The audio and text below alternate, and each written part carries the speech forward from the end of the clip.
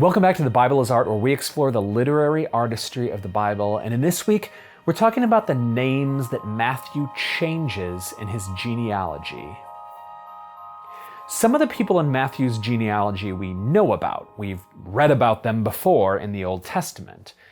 But others we don't know. And there's a third category. Characters that we know, but whose names have been changed. What I mean is that we know the genealogy, the family tree, from the Old Testament texts, like the beginning of Chronicles. But when it's listed here, some of the names have been slightly changed.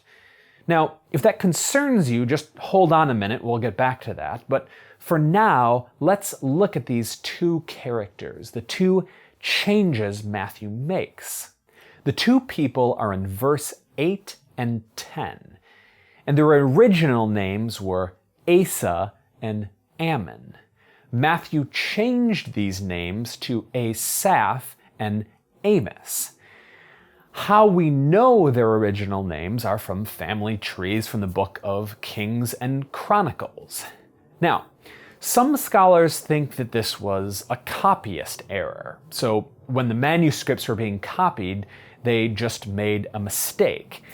And that's always possible. But if our best textual evidence has it, and it does, and it's not some difficult word or concept, and it's not, then we should try to figure out why our author has made the change. What literary reason is there for Matthew to do this? The fascinating thing about this change is that Matthew changes the names to people we know, famous people in the Old Testament. That is, Matthew is not tricking anyone, and he knows he's not. Everyone knew the kings of Israel. It would be as if I were reciting the presidents of the United States, and when you got to the 16th president, you said Genghis Khan.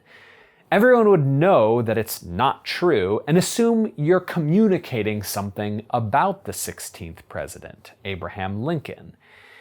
And the same is true with Matthew. Everyone knows Asaph was not the son of Abijah, and Amos was not the son of Manasseh, as it says in Matthew's Gospel. So why does Matthew change their names? He has a reason. To understand that, we have to remind ourselves who these famous men were, to which Matthew changed the names of the characters. So, first, Asaph.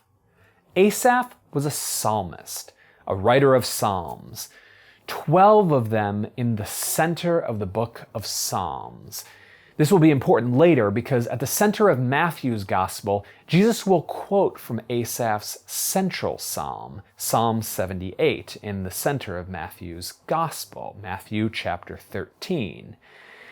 Matthew is telling us that Jesus is a singer, a psalmist, composing and celebrating the great acts of God, as well as mourning the evils of Israel, and other words. But what about Amos? Amos was a prophet. In the Minor Prophets, or the Book of the 12, Amos's book is the third in the collection. And he was a great prophet, and, interestingly, a shepherd. So not only is Jesus in the line of psalmists, but also prophets. What Matthew is communicating is that Jesus is the complete human, encompassing every facet of humanity. In Jesus' line, there's men and women, Jews and Gentiles, priests, kings, singers, and prophets. He's the universal complete man, including in his body every category of person.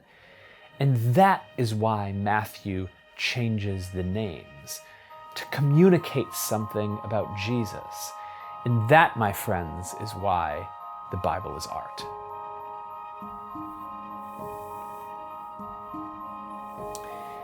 Thank you very much for watching this video. It's good to get back to Matthew. I really appreciate it. If you have any questions, leave them below. If you would like to support the channel, that would be nice. you can do so at patreon.com/thebibleisart, and I will see you in the next video. Thank you.